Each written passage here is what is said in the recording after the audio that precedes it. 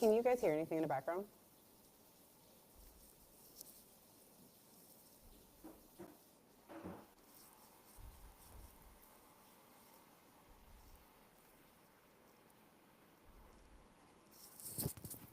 All right, let's get it.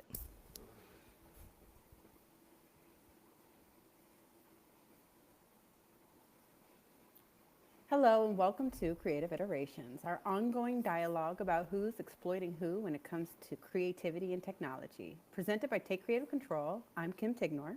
And I'm Hollis Wong Ware. And in this series, we're exploring the complexities of the creator economy, technology, and creators' rights through dialogue with some of today's leading artists, tech innovators, and policy experts. Recorded live and broadcasted on YouTube, we invite our communities to join our conversation to question and consider what an ethical, equitable, and abundant creative economy really means. We're excited to bring on today's two guests, Sean Morrison and Latasha. But before we do, we'd like to set the table a little, just a little bit, with some definitions to frame our conversations. Yeah, so our guests today are creators, curators, and advocates within the Web3 space and technology. And I've just found that oftentimes when talking about whether it's Web3 or blockchain or cryptocurrency, I think people throw around these terms without necessarily knowing exactly what they mean. And I've definitely been guilty of that in the past, or like using them interchangeably. So before we bring our guests on, we wanted to make sure that we were doing our due diligence just to create a baseline understanding of what these concepts are. And then we'll bring on Latasha and Sean and we'll see if I got this all wrong or not. But this is what my research showed me. So Web3 is the next generation of the internet built on decentralized technologies like blockchain, which aims to shift control of online platforms and services away from large centralized corporations and back into the hands of individual users.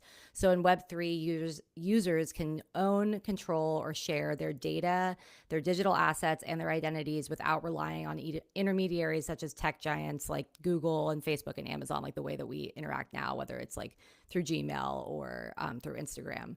So unlike the current internet, which is Web 2, where data and content by users is stored on those servers owned by the bigger companies, Web3 enables peer-to-peer interactions and supports the creation of decentralized applications where users can participate in digital economies, social networks, and online communities directly without relying on a central authority to mediate or control the access. So at its core, Web3 aims to foster more privacy, transparency, and user empowerment by enabling people to have greater control over their digital lives.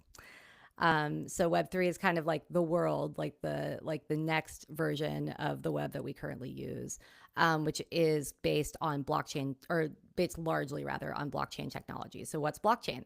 Blockchain is a decentralized distributed ledger technology that securely records, verifies, and stores data across a network of computers. Unlike traditional centralized databases where one central authority controls the data, blockchain operates without a central intermediary. So that ensures that multiple participants in the network share equal control over the information. Blockchain is most commonly associated with cryptocurrencies like Bitcoin and Ethereum, where it serves as the foundational technology for recording financial transactions, but its applications extend far beyond digital currencies. And because it's very buzzy right now, we'll define what cryptocurrency is, which is often called crypto. It's a type of digital or virtual currency. So, unlike traditional currencies like the US dollar or the euro, cryptocurrencies operate on decentralized networks, most commonly using blockchain technology. So, basically, this decentralization makes cryptocurrencies immune to interference or manipulation or control by a singular entity like a government or a financial institution.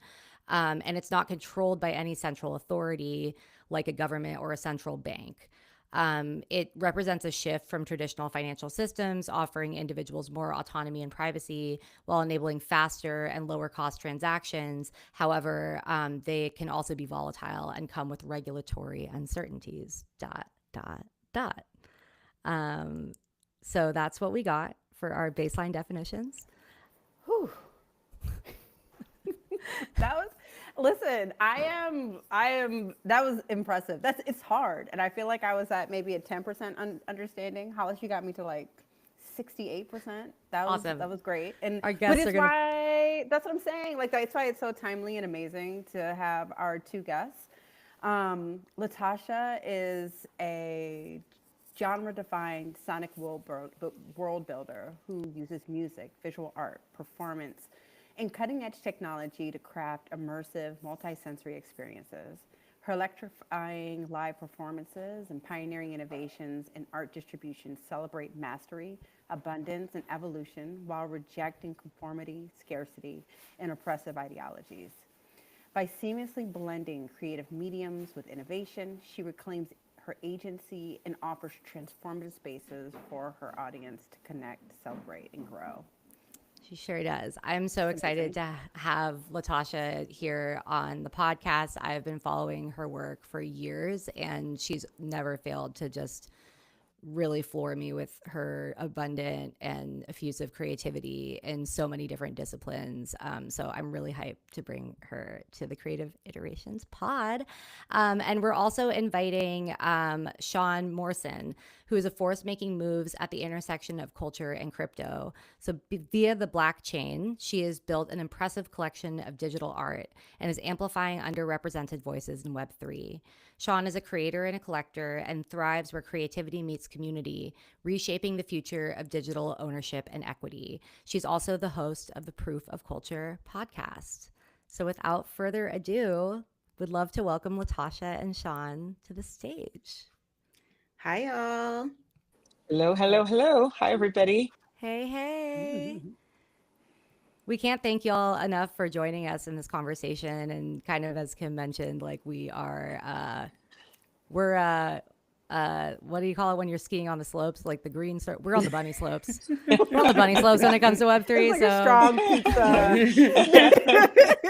The snowplow. Yeah, I remember that. So, we're living on the bunny slopes and we're hoping that y'all will like hold our hand to get on the chairlift through today's conversation. But yeah, I think before we get started, we're really excited to hear more about all the projects that y'all are working on. But before we do, I'm curious of the descriptions or the definitions that I shared. Do y'all feel like were they on point? Were there some errors that you would like to correct or modifications that you would like to submit before we get started? No, I No, I thought they were think pretty on point. Go ahead, Sean. Sorry. no, you go ahead. No, I will wait. I Go was ahead. literally going to say the same thing. I think they were on point. I think they're still pretty complex. And one thing you guys said, like you're only 68%. Most of even Web3 is only 68% on understanding what they're getting into. So don't feel alone. A lot of people are learning as they go. But yeah, you were pretty on point with everything, Hollis. Yeah, I think particularly when it comes to Web3, I think that is like it's almost like an umbrella term that includes crypto and digital money and blockchains and all of that.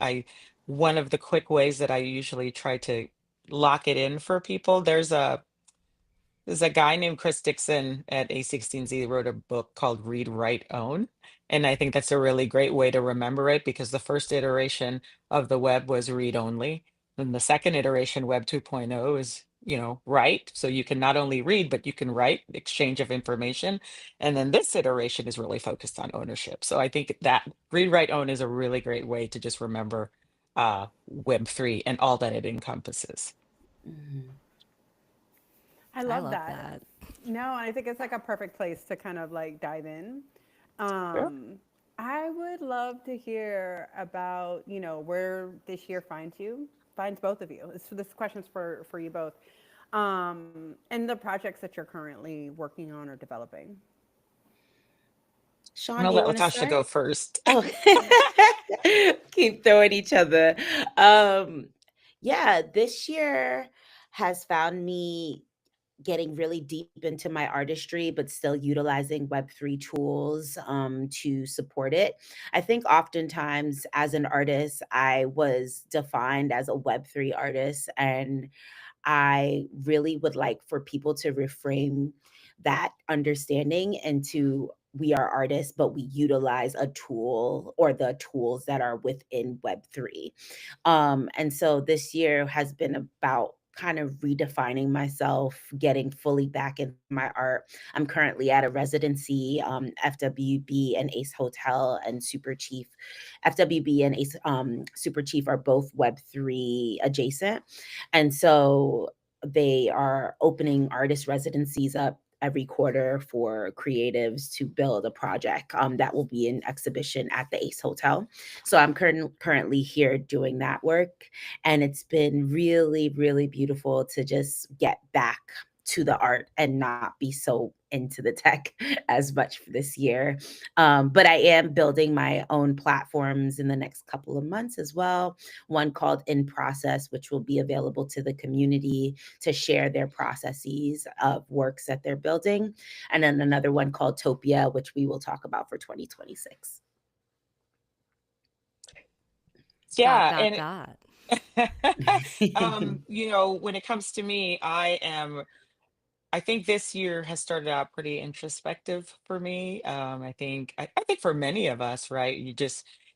We're looking within now. There's a lot happening, and I think Web3, and I think Tosh could probably back me up here when I say it's not the same space that it was in 2020 when we came in. It was so different.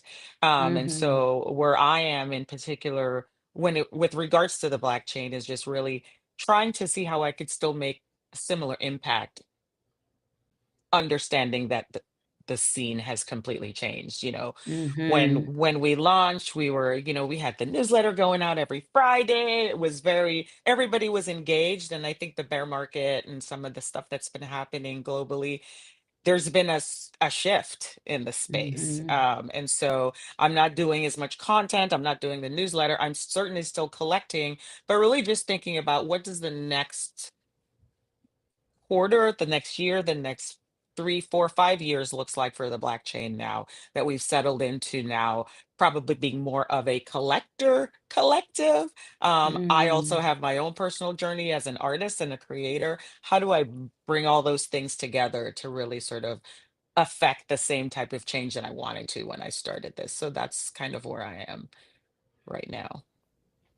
That's beautiful. Thanks for sharing. And I'm hearing like a theme for both of y'all that it's kind of the beginning of this year finds y'all like reconnecting to self Mhm. and to practice Hmm. Hmm. and reflecting. And I'm curious, just for those of us that weren't really on the ground level, like in 2020, like how would you both characterize like what the vibe was like when maybe y'all were first introduced, versus like what the vibe is now in Web3? Oh, the good old days. Um, there was just this beautiful air, I'll say, of like we were moving in the right path for sovereignty and autonomy for creatives and builders. And this really potent opportunity for us to change industries that we were involved in. For me, a lot of my work was about reconstructing and deconstructing the music industry and how we could utilize blockchain to do that kind of work. But like Sean said, once the bear market hit, that really started to shift minds. But at that time in 2021, I was really grateful because obviously COVID hit and I was trying to figure out what I was going to do as a music artist and how I was going to make ends meet. And I found this beautiful world and I started selling art. And before I knew it, in like a year or less than a year, I made what a record deal would have given me without having to give away my masters or anything. I just was selling my art and giving ownership, sharing ownership with my collectors to be a blockchain and Web3. And it was just such a incredible time. I felt like artists felt like their money wounds were being healed and like they were just receiving value for the art that they were, creating. And I just really, really believe that that time's going to come back. But right now we're in a different period for sure. Yeah, I can definitely plus one on that. It was a vibe. It was like I think it started with Clubhouse, and I think Latasha is right because it was right around that thing that COVID time where it's like the perfect storm of so many things, right? Right. You're not really interacting with humans because you're on lockdown. You can't go outside, you can't go socialize.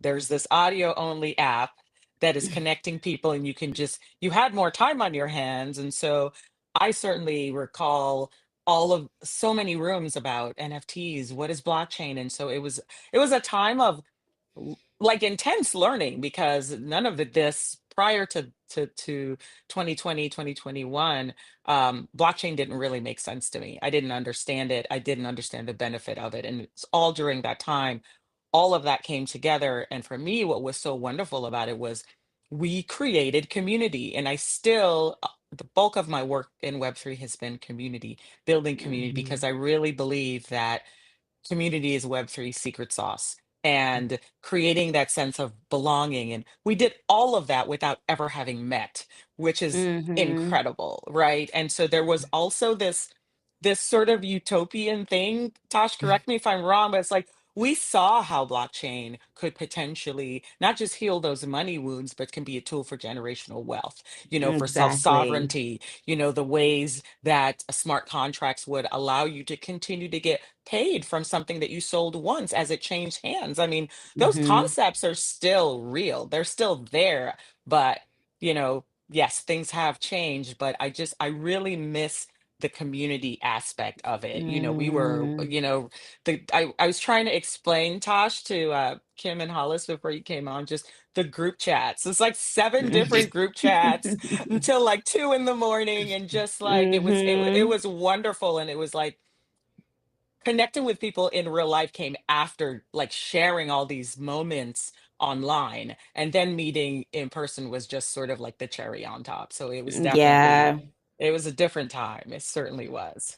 And oh, I'm so sorry, Hollis. I just wanted to add that I feel like at that time, everyone was looking for connection too. Like that was a part of that community because of COVID and because of Hmm. everything that was happening. So it was like you were finding community and you were also finding an ability to pay your bills all in one place. Yeah, yeah. And it was like so incredible for so many people. Like I remember like saying to myself, wow, these are my people. These are my people. Like, so many times because we all had like a deep understanding that things needed to change in the world, right? And like the way that art and building and innovation could all work together could really transform the world. And yeah, I get emotional about it because so much of it has shifted, but we will talk about the shift too. Yeah, thank you both so much for sharing, because I think for those of us who kind of saw it, like, I mean, Latasha, as somebody who's been following your career for so long, like, I feel like you were actually this amazing ambassador and translator for those of us who felt like we're kind of barely stumbling around Web 2, trying to figure out what the hell's going on. But I saw that energy and that connectedness and that, like, that vitality and that systems change that we do so desperately need. And I think when the questions that Kim and I have for y'all is like, yeah, very much like now that we're in this present moment, right? We're at the top of 2025. We have the administration coming in, who's coming in. And in some ways, it's kind of this ironic moment where, like crypto is kind of a hot button topic. And so it's recalling these times that I know were framed by community, collectivity, collective power, and really kind of creating like a foundation for a stability that actually goes against the kind of predominant narrative of crypto technologies or blockchain, which is like the volatility, the Mhm. ways in which it exacerbates economic inequity through Mhm. folks that know how to move through the space. So I think like we're curious, and we have a couple questions for y'all, but I think to start off, like, if you could just kind of explain like how y'all understand the potentiality of Web3 and blockchain like technologies to build on exactly what you named, Sean, that generational wealth in your Mhm. communities of practice. Like how in a space that's often characterized by that instability and that volatility, where do y'all see sustainability, and where do y'all see actual like even grounding through a space Mhm. that is digital? Sean, you could Well, start.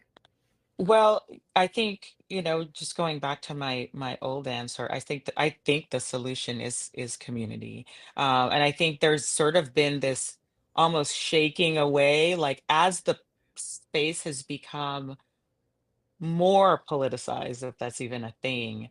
I think Mm, you can see, okay, I'm not rocking with that person. That person's definitely not rocking with me. You know what I mean? It, for better or for worse, the shaking away has sort of revealed who people really are. And I think there's a lot of hiding in this space. There's a lot of I don't want to be doxxed and all of that, but there's also a lot of hiding in terms of who they really are as people. mm, And I think that for better or for worse, this has really shown us who who's in our corner. You know what I mean? Who shares the same values that I do. There were mhm, people that I thought shared my values and I was like, "Oh, okay." You know what I mean? It's like okay, now I know, right? Because you mhm. could you could say one thing all day and then I see this and I know exactly who you are. So for Right. me, that's where a lot of this sort of introspectiveness is coming. Now I know who I can move with and now I know who I can't. And so that takes me right back to really creating a really solid community that might have changed from what it was before, but I feel like it's we're more cohesive now, if that makes Mhm. sense, you know? Yeah. Yeah, I remember there was a time period where it was just like, "Oh, you're with it? Let's go," you Yeah. know? Yeah. And it's definitely not that energy anymore. Mhm. I mean, at the foundation of the space, it was like for me, it was like the crypto bros versus us, you know? And that has completely shifted too. Because I think that, when ideologies start to come into play that are of like, make as much money as you can because you never like the volatile, I always mess up this word, the shakiness of the space. Um, the shakiness of the space really starts to affect the mental space of artists, and makes fear become the forefront of things instead of the actual understanding that if we build together and we commune together, we could really see some changes happen. Um, and I think at the root, like Sean, I'm trying to understand more and more who is in my corner as well, um, and really build a really strong foundation that I deeply own, because even the platforms that we were entrusted with have changed and have completely shifted the scope of what blockchain was doing, for us at the time. Like down to what Sean was talking about, the ability to receive rewards after for your art. That was something that got lost very quickly when the bear market hit. And the fact that a platform can do that, or many platforms can do that in itself, terrified me.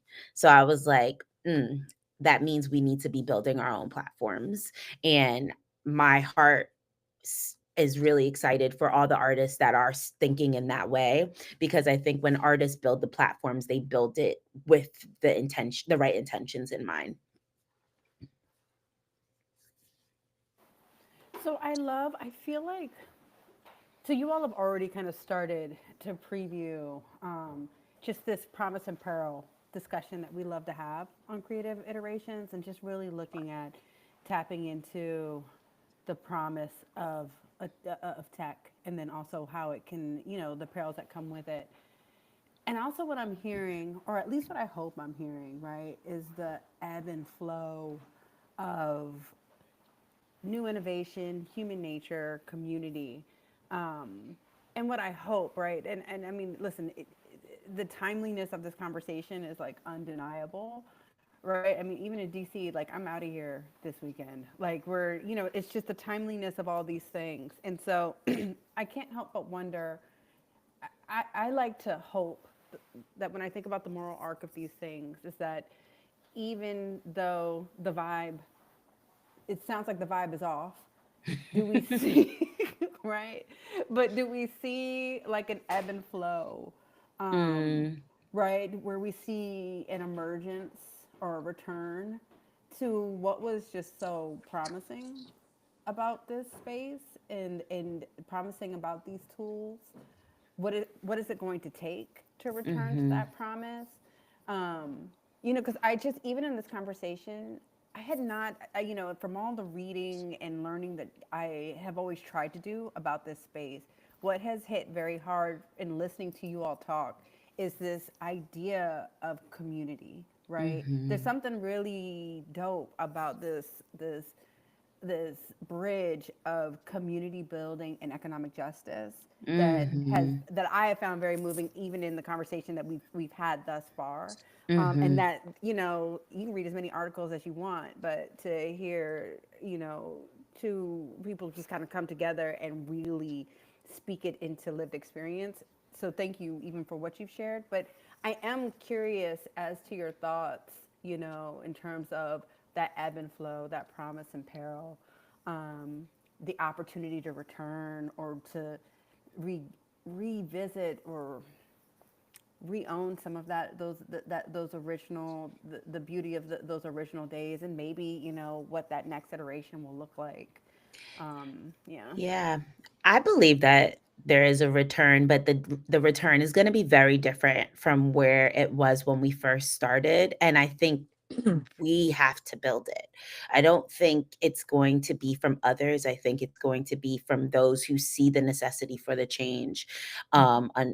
And you have to like find the new communities that are with that change as well. I absolutely believe in ebb and flow. I believe that that is exactly how this whole space works. I think every market works in ebb and flow. And so especially Web3, I think existence works in ebb and flow, period. But especially Web3. Obviously, with the bear market coming in, that was, our valley. And I always believe that with one valley comes some peak later on. A lot of people were saying that it was going to come sooner. We'll see. Um, we also are hearing because of somebody who's in office, things will change. We'll see. Um, um, but I will say, this is a spicy take, no financial advice. Um, because of somebody who's in office, try to just grab something. Just, get a little of something because there will be influx at this point. And at least I would like to see the money that is coming in and the crypto that is coming in go to the right people this time instead of the same people who are going to do the wrongs with it. So I don't know if that makes any sense what I just said, but Sean is like thinking about it. but I do think it is ebb and flow. I definitely agree. I see the ebb and flow. I think we rode through a cycle together, Latasha, and I think that I still believe in community. I do think that the return will be different just because the space is different. Hmm. And I think it's going to be really about finding your tribe and building with people that align with you. I do also agree that it will have to the promise of Web3 for creators, whatever that solution is going to have to be built by creators. And I think that Exactly. part of why we're seeing this big resurgence now is that, yes, there's a whole lot more retail folks coming in. So in 2020, we were the ones explaining to people what the blockchain is. And now they know. They just, they've heard about this and that. And so they're getting in there. And so it's certainly a different space than it was before, but it certainly does not negate the the the importance of finding your tribe and building with them. But and I think there's still a lot of opportunity, and we say this all the time in the space is like we're still early. We are still super early. So Mm-hmm. I think for those who might be on the periphery who are thinking about it, come Come on in, down. yeah, I think that we talk about Web3 like it's this far-fetched thing, but I feel like in order for true adoption to happen as well, people want to interact with Web3 like it's Web2. Like we're creatures Mhm. of habit. We know what's intuitive to us. And right now, there are a lot of things in Web3 that is just not, it's not intuitive at Intuitive. all. You know, Mm-hmm. signing every transaction, not intuitive at all. People don't do that in the real world. And so Mm-hmm. I think this is where there's a lot of opportunities to change that, to change how we interact with that underlying Web3 layer, right? Yeah. It still needs a whole lot of simplifying. And I think for people that are real builders, there's so much opportunity in Web3 to do that. Yeah, and the contract alone is so powerful. Like the ability to Mhm. build these contracts in the back end for infrastructures, especially like in the music industry. I have this huge dream that labels or people who build their own labels could start utilizing blockchain to pay their teams. And just that will just create like so much transformation in the space in itself, because I'm tired of a net 30 and a net 90 and a net 60, and I just want to see people get paid immediately that are doing the work, and blockchain has that opportunity to do that if we do it right. So there's just like a lot of great case studies that can be made for this space if you care about it enough.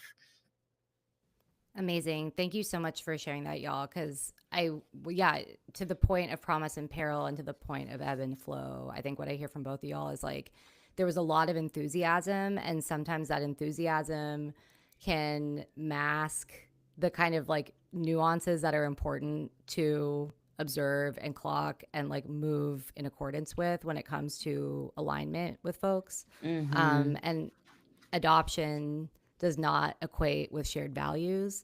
Mm, Exactly. And say I that. Exactly. think, and Yeah. I hear that, and I think that that's like a universal arc for so many communities, right? And Mhm. so it Exactly. makes sense that y'all we're not only there in 2020, but now in 2025, recognizing like there actually could be a sea change here now, and we are still early days, but that creators really have to be the ones building the platforms, and like all Web3 platforms that manage or host or provide a platform for creators and their IP are not necessarily they could potentially be replicating the same type of um, Models, yeah. and exploitative models that we're very Mm-hmm. familiar with. If Exactly. like we're creating an alternative, but how are those actually like just the 2.0 of the same type of Mm-hmm. exploitation that we experience as creatives Exactly. every single day. So this, yeah, I'm so thrilled to just be able to tap in with you, and as Kim said, like the wisdom that y'all have shared already is just not only so insightful but also intriguing. Like I think like just to keep the conversation going, I'm so intrigued as to like how like in June or like at the end of December, like how things will have shifted in the space, especially with all the Mm-hmm. attention, the administration, and all the conversation. But we're gonna shift to actually some call-in questions. Yeah. Folks from our community called in with questions, and so we have three that would like to play for you. And this first one comes from Keith.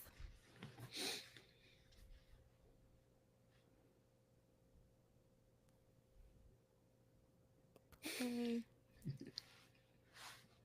Why isn't it playing? No. Let's try it again. Oh no. Okay. I'm gonna jump to Jake's and see if it works. Dang. No. Hi, my Do we name is want Jake, calling from Denver, and my question is for Sean.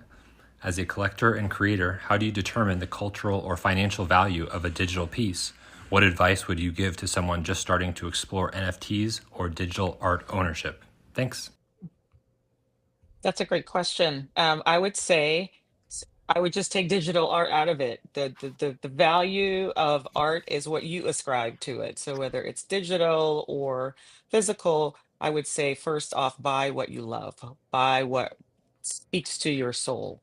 Of the almost 5,000 pieces that I've gotten since 2020, I love each and every one of them. And I'm in my office and I usually just have them cycling through on my screen. So I love all of my pieces. I think for someone who is thinking of getting into the space, start slow. Maybe start on a chain that is not as expensive as ETH. You can try Tezos. There are great artists and a really international community of artists on Tezos with fantastic art.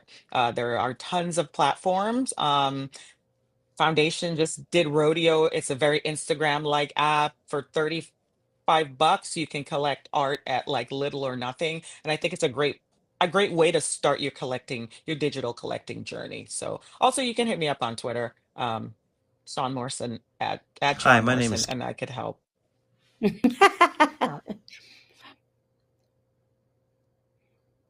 Oh, Hollis, you're on mute. Thank you. No Sean, worries. that's so generous to allow folks to like hit you up. Because I Oh, of think, yeah, course. everybody needs a bit of a handhold, I feel like, when we're jumping from Web 2 into Web 3.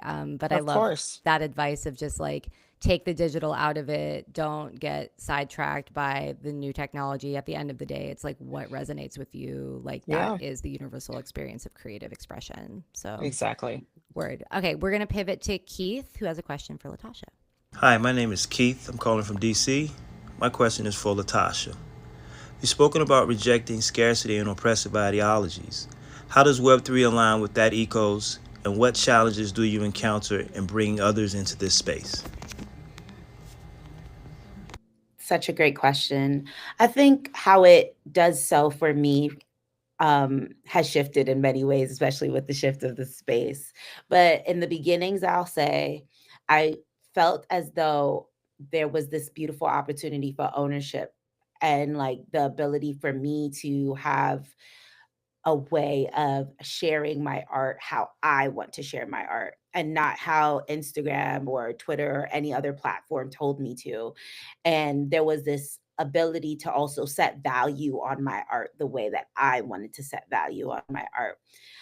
So I could price my art at what point I wanted to price it at.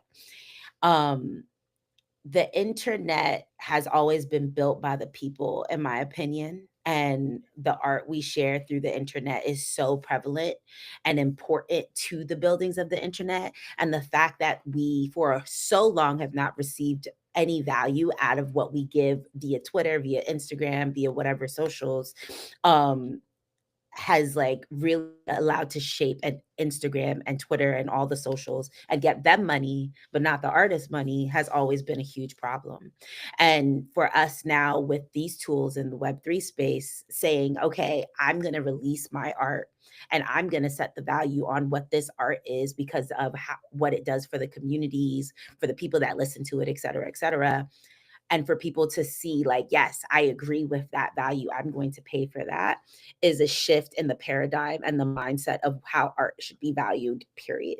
And so for me, that's how I'm battling the oppressive and the exploitive ways the music industry and the art industry has worked for creatives for years, through blockchain. It comes with its complications and challenges, obviously, especially as platforms transform. At the end of the day, a lot of these platforms are startups. And once they receive VC money or anything of that sort, it kind of is out of our hands as the creative to say what we want this platform to be. We could argue it up and down, but it's really not going to be up to us. So, what I've gained out of this also now through that, like through those moments and witnessing the changes of these platforms, is like so much more information as an artist on how to build something for myself. Before getting into Web3, I did not know what a developer was. I did not know. The most coding a girl knew was MySpace coding, okay? And I'm obviously aging myself right now, but like that was the coding I knew, right?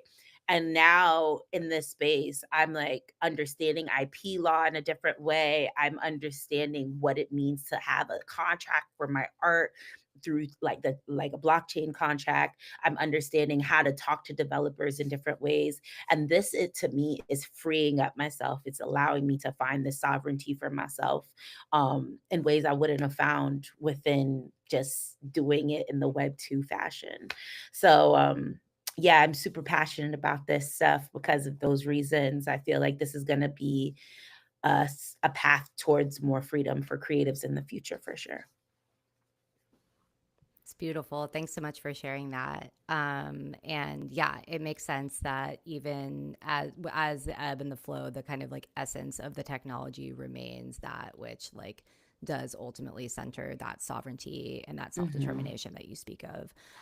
Cool. So we have one last question, and we can kind of lightning round it because we're nearing the end of our time. But this one's from Nicole. Hi, my name is Nicole, and I'm calling from Washington, D.C. And my question is actually for the both of you. How do you address skepticism or resistance in communities that might see blockchain and crypto as inaccessible or risky? Hmm. Can we repeat the? Yeah, Yeah. absolutely. So her question was, how do you address skepticism or resistance in communities that might see blockchain and crypto as inaccessible or risky? No, good question. Go ahead, Sean. Well, I mean, it is risky. It just is. And so I think if someone is, I don't try to force anyone to do anything because at the end of the day, you have to be willing to lose whatever you are investing, right? So that's Mm-hmm. the first thing is I never try to downplay the risk and the volatility of this space because it's par for the course. What I typically will say is if you want to do sort of like a dollar cost averaging in, that's a low risk way to do it, but also it may not be for you. Like if you don't have the temperament for it, and if you're the kind of person that needs to check every single minute and every second, then you're probably doing yourself a disservice by doing that. And you may not have the temperament for it. There are other things to do. If you want to enter from a collector standpoint, you can set a budget. Here are the types of artworks that I want to collect within this price range and just stick to it. And that could be the extent of your dabbling. But I would also caution not to judge the value of your artworks by how much ETH is going up and down, because that's another Mm-hmm. recipe for disaster, right? But if you're Absolutely. talking about investing and things like that, it is incredibly risky, it's incredibly volatile. Enter at your own risk, really, is how I deal with it. And you just have to be honest with people, right, about that stuff. So I would say as an artist, risk is just a part of the contract. Like it's just a part of what it is to be. You're at risk at all points, pretty much, if especially if you're living in this country. But we'll do that a conversation another time. So I just kind of accepted risk as a part of my journey and walk. And if you're an artist and you really want to see your art go somewhere further, you'll have to take some risk in order for it to go further. And so I just really just have always had that sentiment within my core and within my body and in my nervous system. As many times as I dealt with anxiety, I do know that this is a part of the territory. But I will say this, as a person of color, I often feel as though we are offered all these stories and fear, like there's a lot of fear mongering, especially to people of color, to not enter the Web3 space and not enter AI and not enter new technology. There's a lot of issues with all of these forms of technology, obviously, but there's a lot of gains that we can receive as a people if we learn how to utilize it the right ways. And so I am so, so adamant for people of color, especially, to learn this technology and get in early, because it's going to benefit them for the long run. So they're not left behind as we Mm. have been in so many times. And so the way that I've dealt with this is remembering how many times people have tried to leave us behind in things and saying, no, I'm going to be at the front and you guys are going to see us do this too. So, yeah. But so, Latasha, you literally just like teed up to exactly where I'm hoping we can like take the conversation and then leave folks with tools for next steps and like going forward. One is to that sentiment, because I think you and Sean tapped on it perfectly, right?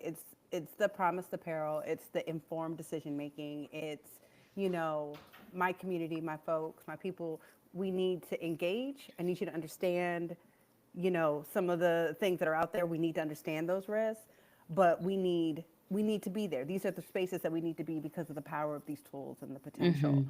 So like I just need the like cookout, like next steps. Like what do we need to do? Like just tell me what to do. Where do we go next? And then the other thing is how do we follow y'all? How do we support y'all? How do we fix this vibe? Mm. Keep it in the group. Let's keep the group chat going. Like, Yes. Well, you could follow me at Call Me Latasha. And I will be honest, right now, I'm so dedicated to creating a lot of art. So I haven't been in the education realm of Web3 for the last couple of months. But when the new platforms that we're developing do arise, I will be back in some forms of education and offering in that form. So if you're looking for that education, check me out around March. But also check out the art, because the art also utilizes a lot of these tools, and you could learn through being in participation with the art itself.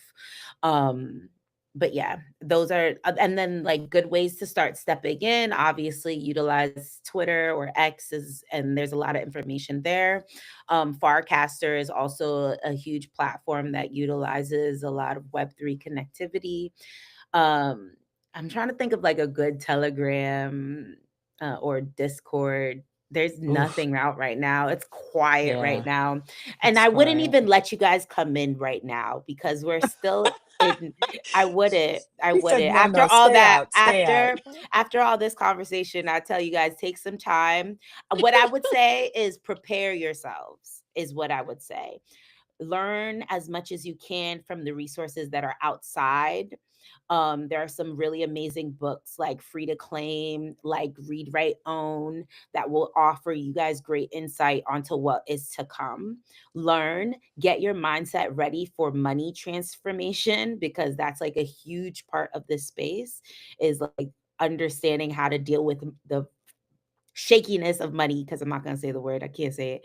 The shakiness of money in the space. Because if you can't handle that, if your nervous system can't handle that, it could really do a lot of damage to you. So I would say bulk up, get strong, get ready, and then come March, holler at me. I will be offering some education to folks again. Quiet as it's kept, Latasha herself has onboarded probably a couple thousand artists into Web3. Don't let her get away with not telling you that. She has been a quiet force in terms of onboarding and bringing artists into the space. So big kudos. So if she tells you to holler at her in March, go ahead and holler at her in March. Set your notifications. In terms of me, like I said, we are not putting out the content that we used to anymore. However, I am really, really interested in onboarding new collectors. So if you are curious about collecting digital art, um, message me on Twitter. I'm at Sean Morrison. I am looking to work with a small cohort of people and just expose them to new artists, come in at a low price point and onboard them into the collecting world. So yeah, feel free to reach out to me and I'm happy to help. Beautiful. Thank you both so much for your time, for your insight, for your honesty and your candor. It's so appreciated. And I think that I know I leave this conversation feeling really motivated to learn, to your point, Latasha, and also to think about, like, to your point, Sean, how, like, especially those of us who are creatives, how are we actually learning about ownership on, it's not just output, but it's also like contributing back and like Yeah. contributing to the creative community.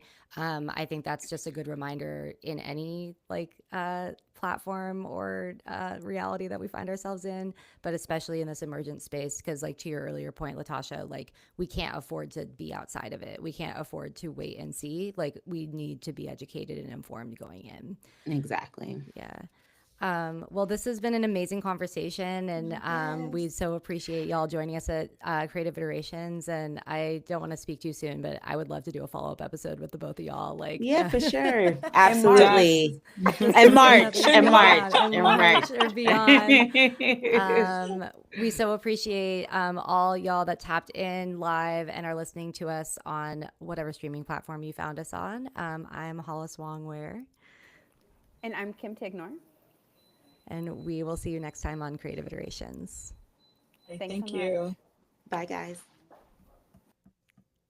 Yay! Thanks, Latasha. Thanks. Of course. So Yeah, Shaw that was just dipped. incredible. She didn't know. She went out. I get it. Yeah. But thanks, guys, so much. Really appreciate this. Thank you. This was Thank you for taking the incredible. time. Yeah. Of course. I had so much more stuff I wanted to talk about, but we'll talk about it next time. We'll part two it up. Well, and yes. also remember that we're gonna be inviting you to the actual like forum of the Oh yes. creator I hope. economy. Yeah. Oh yes. What time is that? I hope I could make it. I think it should be the exact same time as this Okay. conversation. Like Okay, it's I'll 1 move some stuff around. And I put it on your calendar. Perfect. I'll move some stuff Um, around. No worries. Because fingers it's my last crossed. week. Yeah. Yeah. This is my last week of the